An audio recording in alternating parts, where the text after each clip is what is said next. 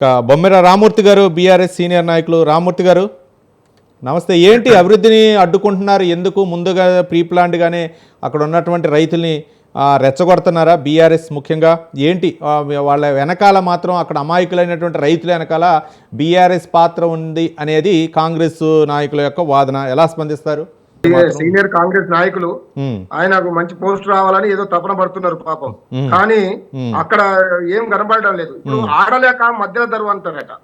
నీకు చేతగాక నువ్వు చేసేది చిత్తశుద్ధి లేక నువ్వు అల్లుడి మీదనో లేదా నీ తమ్ముళ్ళ మీదనో మీ బామ్మర్దుల మీదనో ఉన్న ప్రేమ ప్రజల మీద లేక జరుగుతున్న ఈ తతంగం. ఎందుకంటే అంత కక్షపూరితమైన వాతావరణాన్ని ఎందుకు కల్పించాల్సిన అవసరం ఉన్నది? ఒకసారి ఫార్మాసిటీ ఇవ్వము, మేము భూములు ఇవ్వమని అక్కడ రైతులు కోరుకుంటున్నారు, చాలా క్లియర్ గా చెప్తున్నారు.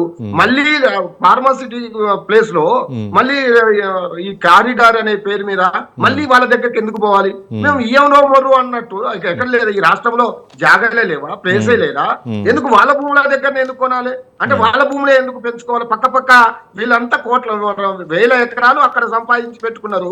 రేవంత్ రెడ్డి వాళ్ళ తమ్ముళ్ళు వాళ్ళ అల్లుడు వీళ్ళంతా వాళ్ళ భూములు రేట్లు పెరగాలంటే అక్కడ కంపెనీలు ఏదో ఒకటి పెట్టాలి. రైతులకు ఇష్టం ఉన్నా లేకుండా తీసుకుపోవాలి. ఇది ఈ దుర్మార్గమైన చర్య కాబట్టి దీన్ని రైతులు అడ్డుకుంటున్నారు. దీనికి బీఆర్ఎస్ పార్టీకి ఏం సంబంధం అండి? నాకు అర్థం కాదు. మీరు ఇచ్చిన హామీలు నెరవేర్చకుండా రైతుల కోపం ఎక్కడి నుంచి వస్తుందండి? మీరు ఒక్కటన్నా మీరు ఇచ్చిన 420 హామీలలో ఒక్కటన్నా నెరవేర్చారా? లేదా ఒక్క దాంట్లో ప్రజలకు ఏ వర్గం అయినా బాగుపడ్డదా? ఎవరైనా సంతోషంగా ఉన్నారా? లేదా ఏ పథకమైనా మీరు సంపూర్ణంగా అమలు చేశారా? ఏది లేదు. కాబట్టి అటు మీరు చెయ్యని ఏవైతే పథకాలు ఉన్నాయో అవి చెయ్యకపోగా ఇలా ప్రజలని ఇబ్బంది పెట్టి మేము చంపేస్తాం, మేము పొడి చేస్తాం, మీ భూములు ఇవ్వాల్సిందే అని గట్టిగా చెప్పడం వల్ల రైతులు తిరగబడుతున్నారు. నాటి తెలంగాణ కాదు ఈ తెలంగాణ అన్ని రకాలుగా చదువుకొని తెలివి వచ్చి 10 సంవత్సరాలు భారతదేశంలోనే నెంబర్ 1 గా ఎదిగిన తెలంగాణ ప్రజలు వీళ్ళు.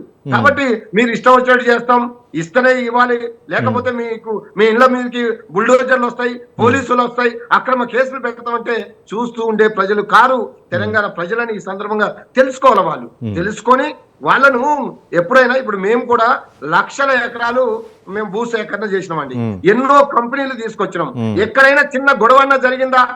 ఎందుకు ఇప్పుడు జరుగుతున్నాయి అంటే వీళ్ళకు చిత్తశుద్ధి లేక, చేతగాక, వాళ్ళని అడిగే విధానం, వాళ్ళ దగ్గరికి పోయే విధానం, వాళ్ళతో మాట్లాడే విధానం ఒక్క ఎదవ కూడా సరిగా లేదు. అనొద్దు కానీ ఆ మాట ఒక్కరు కూడా సరిగా లేదు. అన్పార్లమెంట్ వాడు మాట్లాడొద్దండి, అన్పార్లమెంట్ వాడు మాట్లాడొద్దు. రామూర్తి గారు ప్లీజ్. మా నర్సిరెడ్డి గారు పోయి అడగాలి. అట్లాంటి వాళ్ళు పోతే బాగుంటది. తెలియని వాళ్ళు ఏదో భయపెడతాము, పోలీసు వాళ్ళని పెడతాం, కలెక్టర్ని కొట్టినా, ఇంకా దాడులు చేసినా, ఇంకా జైల్లోకి పోయినా వాళ్ళు భయపడరండి.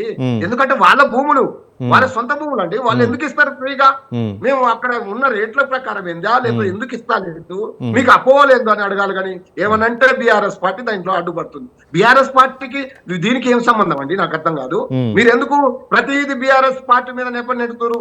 మీకు చేతగాక, మీరు అమలు చేయలేక, మీరు వాళ్ళతో మాట్లాడే విధానం తెలియక మీరు ఆగమైపోతే దానికి బీఆర్ఎస్ పార్టీకి ఏం సంబంధం? కాబట్టి మీరు పోయే విధానం ప్రాసెస్ సరిగా లేదు.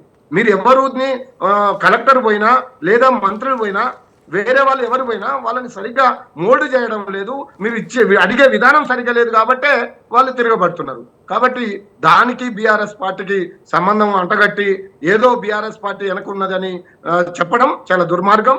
ఈ రాష్ట్రంలో వెనకబడ్డ ప్రాంతాలు చాలా ఉన్నాయి. మీరు ఎక్కడైనా పెట్టుకోవచ్చు. అక్కడ ఇవ్వరు. వేరే జిల్లాలో ఇప్పుడు నల్గొండ లాంటి ప్రాంతాలు ఉన్నాయి, ఇంకా మహబూబ్నగర్ లాంటి ప్రాంతాలు ఉన్నాయి, ఖమ్మం లాంటి మా ప్రాంతాలు ఉన్నాయి. పెట్టండి. మీరు ఈ రాష్ట్రం లేదా, కరీంనగర్ లేదా, ఆదిలాబాద్ లేదా, మీరు ఇక్కడే పెట్టాలన్న రూల్ ఏమున్నది? అంటే అక్కడ చుట్టుపక్కల మీ భూములు ఉన్నాయి. వాటి రేట్లు పెంచడానికి ముఖ్యమంత్రి ఆడుతున్న డ్రామా ఇది. ఈ డ్రామాని ప్రజలు అర్థం చేసుకున్నారు కాబట్టి ఇగో ఈ తంతు, అందుకే తిరగబడుతున్నారు. కాబట్టి మీరు చేస్తున్న చిల్లర మల్లర దానికి ఎవడు భయపడడు. మీరు పెట్టారు. హార్ట్ అటాక్ వచ్చిన వారిని కూడా మీరు బేడీలేసి తీసుకొని వచ్చారు బయటికి. ప్రజలంతా చూస్తున్నారు. రైతులు తుప్పుకొని ఊస్తున్నారు మీ నోళ్ళల్లో. మీరు ఏ పని కూడా ఒకటి చేయలేదు. మీరు ఇప్పటికైనా అడుగుతున్నారు గ్రామాలలో డైవర్షన్ పాలిటిక్స్ ప్రతిదీ అంతే. లగచర్ల చేసిన అంతే, ఇంతకు ముందు జరిగింది మూసీ నది అంతే, లేదా హైడ్రా అంతే. మీరు ఏ పని చేసుకున్నా, రైతు బంధు అంతే, రైతు బీమా అంతే, రైతు రుణమాఫీ అంతే, ఏది ఒక్కటి సరిగ్గా చేయలేదు కాబట్టి రైతులు కోప్పడుతున్నారు.